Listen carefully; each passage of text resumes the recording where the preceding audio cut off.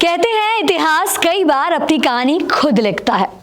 वक्त की नई कहानी लिखी है रायबरेली से सांसद कांग्रेस उपाध्यक्ष राहुल गांधी ने, जो लोकसभा में नेता प्रतिपक्ष बनेंगे।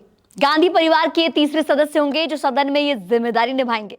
इससे पहले राजीव गांधी और सोनिया गांधी इस जिम्मेदारी को बखूबी निभा चुकी हैं। चलिए जरा समझ लेते हैं कि नेता प्रतिपक्ष का पद होता क्या है और कितनी अहम जिम्मेदारी है जो अब राहुल गांधी निभाएंगे। चलिए आपको बताते हैं। पहले राजीव गांधी, फिर सोनिया और अब राहुल गांधी। लोकसभा में गांधी फैमिली को तीसरी बार मिला ये अहम पद। लोकसभा में गांधी परिवार से तीसरा सदस्य विपक्ष का नेता बनने जा रहा है। इंडिया ब्लॉक की तरफ से राहुल गांधी को नेता प्रतिपक्ष चुना गया है। इसके साथ ही राहुल गांधी को कैबिनेट मंत्री का दर्जा प्राप्त होगा। ये पहली बार है जब राहुल गांधी अपने 2.5 दशक से अधिक लंबे राजनीतिक करियर में कोई संवैधानिक पद संभालेंगे। 10 साल बाद लोकसभा को विपक्ष का नेता मिलने जा रहा है। राहुल गांधी लोकसभा में विपक्ष के नेता का पद संभालेंगे। मंगलवार को कांग्रेस अध्यक्ष मल्लिकार्जुन खड़गे के आवास पर इंडिया ब्लॉक के फ्लोर नेताओं की बैठक में ये फैसला लिया गया। हालांकि इससे पहले भी लोकसभा में नेता प्रतिपक्ष का पद खाली रह चुका है। 1980, 1989 और 2014 से लेकर 2024 तक ये पद खाली रहा। नियमों के मुताबिक नेता प्रतिपक्ष बनने के लिए किसी भी विपक्षी पार्टी के पास लोकसभा की कुल संख्या का 10% यानी कि 54 सांसद होना जरूरी है। लेकिन 2014 और 19 के लोकसभा चुनावों में किसी भी विपक्षी पार्टी के पास 54 सांसद नहीं थे। आखिरी बार दिवंगत बीजेपी नेता सुषमा स्वराज 2009 से 2014। इधर विपक्ष का नेता बनने के साथ ही राहुल गांधी को कैबिनेट मंत्री का दर्जा प्राप्त होगा। इससे प्रोटोकॉल लिस्ट में उनकी स्थिति तो बढ़ेगी ही, साथ ही भविष्य में विपक्ष के प्रधानमंत्री पद के स्वाभाविक दावेदार भी हो सकते हैं। ये पहली बार है जब राहुल गांधी अपनी 2.5 दशक से अधिक लंबे राजनीतिक करियर में कोई संवैधानिक पद संभालेंगे। लोकसभा के विपक्ष के नेता के रूप में अब राहुल गांधी लोकपाल, सीबीआई प्रमुख, मुख्य चुनाव आयुक्त और अन्य चुनाव आयुक्तों की महत्वपूर्ण नियुक्तियों के अलावा केंद्रीय सतर्कता आयोग, केंद्रीय सूचना आयोग और एनएचआरसी प्रमुख के चयन पर महत्वपूर्ण पैनल के सदस्य भी होंगे। प्रधानमंत्री ऐसे सभी पैनल के प्रमुख हैं। राजीव गांधी, सोनिया के बाद अब राहुल होंगे विपक्ष के नेता।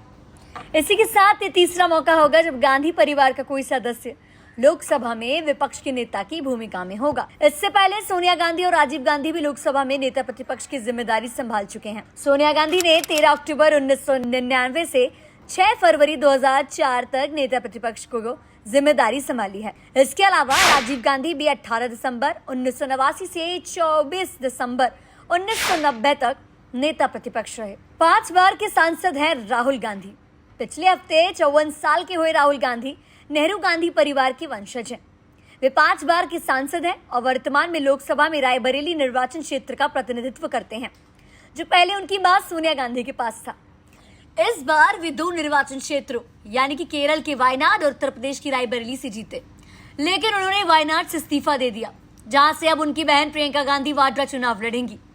राहुल गांधी ने 2004 में राजनीति में प्रवेश किया, जब उन्होंने उत्तर प्रदेश के अमेठी में पहली बार जीत हासिल की। सुषमा स्वराज 21 दिसंबर 2009 से 18 मई 2014 तक नेता प्रतिपक्ष रहीं। लाल कृष्ण आडवाणी की बात करें तो 22 मई 2009 से 21 दिसंबर 2009 तक, और वहीं 22 मई 2004 से 18 मई 2009 तक, 21 जून 1991 से 25 जुलाई 1993 तक, और फिर 24 दिसंबर 1990 से 13 मार्च 1991 तक ये नेता प्रतिपक्ष रहे। वहीं सोनिया गांधी की बात करें तो 13 अक्टूबर 1999 से 6 फरवरी 2004 तक ये नेता प्रतिपक्ष रहे। वहीं शरद चंद्र गोविंदराव पवार 19 मार्च 1998 से 26 अप्रैल 1999 तक नेता प्रतिपक्ष रहे।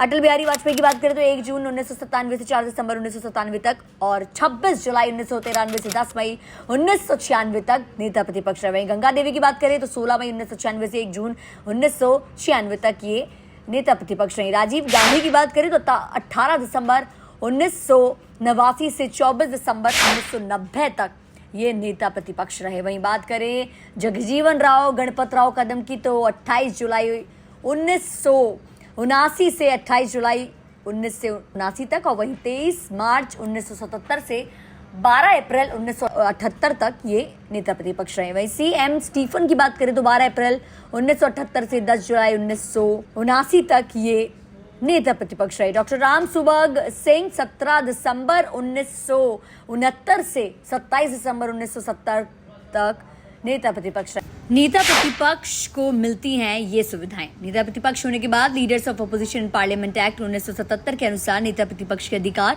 और सुविधाएं ठीक वैसे ही होती हैं जो एक कैबिनेट मंत्री के होते हैं। अब राहुल गांधी को नेता प्रतिपक्ष होने के नाते कैबिनेट मंत्री की तरह सरकारी सचिवालय में एक दफ्तर मिलेगा।